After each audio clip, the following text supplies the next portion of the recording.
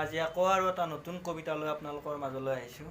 আশা কৰোঁ আগৰ ভিডিঅ'টো চাই ভাল পালে আগৰ কবিতাবোৰো আপোনালোকে চাব। আজি আকৌ এটা নতুন কবিতা লৈ ধুনীয়া ৰোমান্টিক কবিতা এটা লৈ আপোনালোকৰ মাজলৈ আহিছোঁ।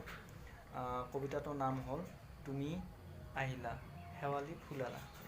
আশা কৰোঁ আপোনালোকৰ মাজলৈ আগবঢ়াই দিম, গতিকে ভাল পালে জনাবচোন।